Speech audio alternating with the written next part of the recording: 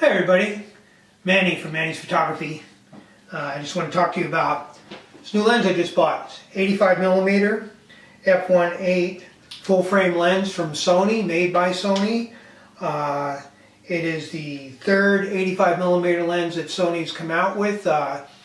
One is the G Master, which is about $1,800, and the other one is the Betas, which is a Zeiss lens, which is about $1,200. And this lens just came out recently, and it's about $600.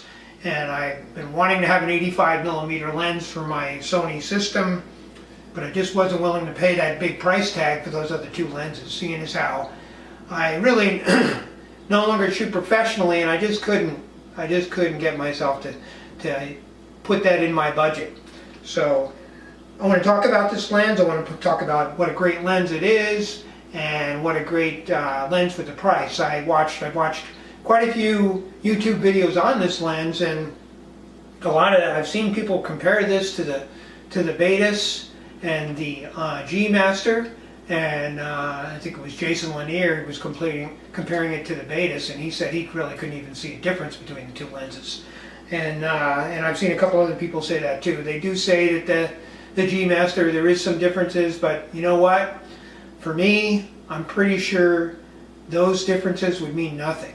So anyway, let's get started on talking about this lens. I kind of would call it a review, but it's not as in detailed as a lot of people do in reviews. But I will give you the specs and some idea of what this lens can do for you. So anyway, this is an 85mm f1.8 full frame lens. It can be mounted on a Sony A6000, A6300, or A6500 APS-C sensors, or it can be mounted on any of Sony's full frame sensors. This lens has a 9-blade circular aperture, which gives you that nice bokeh when you have it set at f8 and you're doing portraits. This lens has a linear focus motor. It has dust and moisture resistant, which is really great, especially for my A6500, because it is also dust and moist resistant. And remember that keyword resistant, okay? It doesn't mean that you want to go out with this lens in a dust storm or dunk it in water. It means that it'll resist moisture, it'll resist dust, but if the conditions are severe enough, it'll get in the camera and in the lens. It has a filter size of 67mm if you want to put filters on your lenses.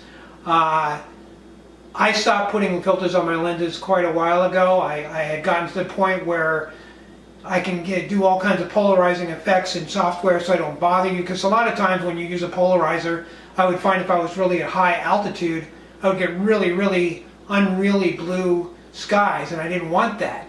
So I would just work the skies in my software, which would do a similar polarizing effect but I had more control over what color the sky was going to be. And then I used to use UV filters, but I stopped doing that too, because you buy this really nice piece of glass and then you put something in front of it to degrade the image quality, and I don't care how good a filter it is, it's going to change the image quality of this lens from what it originally was meant to give you. So I don't use filters anymore.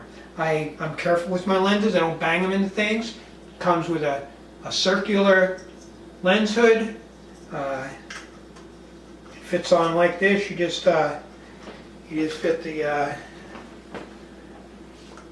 fit that little red dot on there. Click it on. Works really nicely. That's how it looks. It also has this button right here, which is a customizable button that you can use. It is set for focus hold when you get the lens, but you can also change it to quite a few different functions. I changed it so I could use it for eye autofocus when I'm doing portraits, and because I always hold my camera like this. When I'm holding it, I always support the lens with the camera, and I just put my thumb on there. I can press on that, and that eye autofocus on this camera works really well, and it just picks up people's eyes, and you get those sharp eyes in your portraits, which is really what you want in a portrait, is sharp eyes. I've already used this lens on a shoot, at a newborn shoot, and the images were wonderful. I really was happy with the images. It came out sharp. The colors were great. The skin texture was good. Everything was really great. I really enjoyed using it. I had to use it in combination with another lens. I used it in combination with my Sigma 30mm F1.8. And the reason I did that, of course, is because this is it gives you a wider view. And sometimes this lens, I just couldn't get the image. I was in a living room taking the pictures, and I couldn't get back far enough to get the image I wanted, so I would switch over to this lens when I needed to do that. But both these lenses have really good image quality. So this lens weighs about 371 grams. So it feels a little heavy, but then it's not a whole lot heavier than if I put my 18 to 105 on. I think they're both about the same weight. Let me take it off and see how they feel. Yeah, they both feel like they weigh about the same. I don't know what the official weight of this 18 to 105 is, but they both feel about the same weight. And I use this a lens lot, so it's not like I'm not used to having that weight. Put this back on here. Another thing it also has is which most of Sony's lenses don't have, or a lot of them don't, is this button right here. It's your autofocus, manual focus button. You can switch from autofocus to manual focus with a switch. You don't have to go into the menu to do that, which is very convenient. I have to say I don't switch from autofocus to manual focus a lot, but if I have to do it, I know it's there. The autofocus is so good on this lens that I don't think I'm often going to feel the need to go to manual focus unless I'm trying to do some kind of macro photography, which just isn't a macro lens, so I don't really see myself doing that. But it's there, and it's convenient, and it's good, and I know a lot of people like to use manual focus on different circumstances, so if that's you have that there. This lens can be used like I said, on an APS-C sensor and on a full-frame sensor camera. So it's I'm pretty much sold into the APS-C format for Sony. When I came from Canon, I came from a full-frame sensor to this Sony camera. The image quality is amazing, and it also, it just is a much smaller form factor than the Canon was, and it's a smaller form factor even than the full-frame Sony cameras. And that's what I like. I like to travel a lot. I want to have the lightest, smallest camera with me that I can.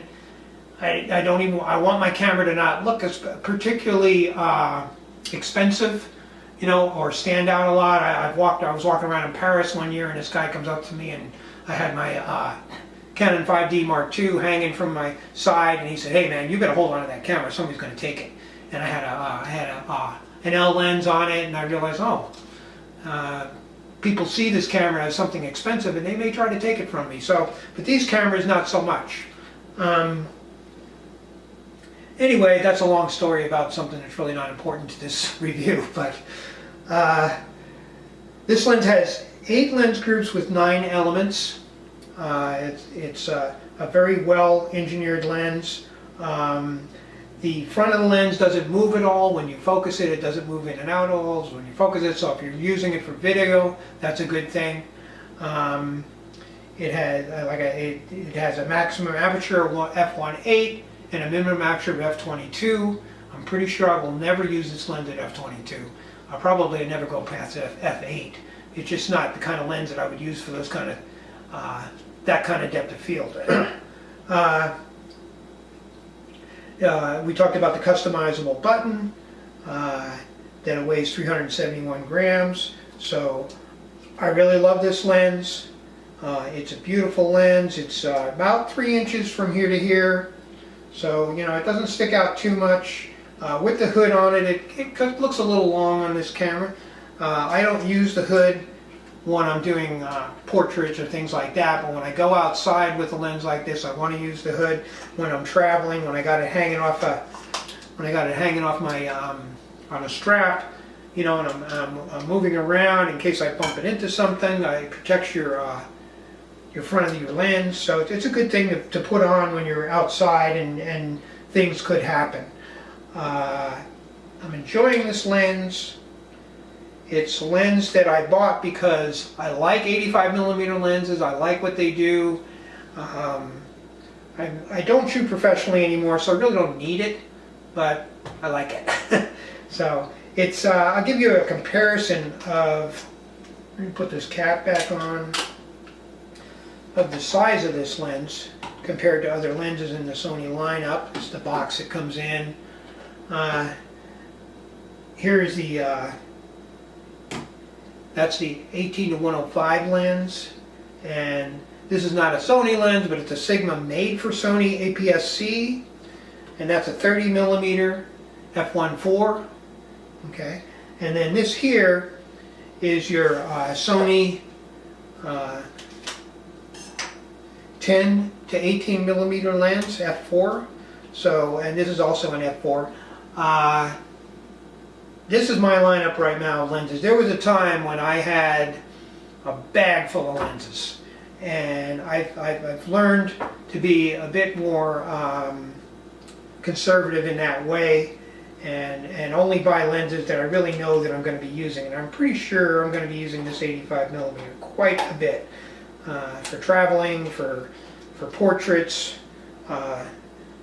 for getting that really smooth bokeh that you like in portraits, or even when you're doing shots of still shots of different flowers or of small animals or things like that, of your dog, your cat. You know, it's really a great lens to own. I'm really happy I bought it. Yeah, the autofocus is quiet and accurate, very quiet and very accurate. And that's good for video, and it's good in, if you're shooting in weddings, you don't want anything that's going to be making noise. It's just a wonderful lens. I really love it. It's beautiful looking. You know, it's got that wonderful front. Look at that front element. Isn't that amazing? It's just awesome looking. So I'm going to post some pictures with this video that I've taken with this already of my of that little infant shoot I did, and a couple other images I made, and so you can get an idea of the quality of the images you're going to be getting with this lens. And that's about it, I guess. Well, thanks for watching. If you like my videos, go ahead and hit that like button, and you can subscribe if you like. I don't have that many videos on YouTube. I'm fairly new on YouTube, and I started making videos, and then some things came up in life, and you know, life happens. And I stopped making them for a while, and I'm starting back up again. I'm going to be doing videos on tutorial type videos and reviews on gear that I get. I mean, I'm not one of those guys who goes out and buys new cameras and new lenses all the time so I can do reviews. But what I do get, I will review. And I'm kind of trying to focus on photography and how you do photography and what's good about photography. I'm an amateur photographer now, and I like classifying myself in the way, because amateur means for the love of it, and that's why I do photography, for the love of it. Well, you have a wonderful day, and I'll be coming back with more videos as time goes by. Thanks.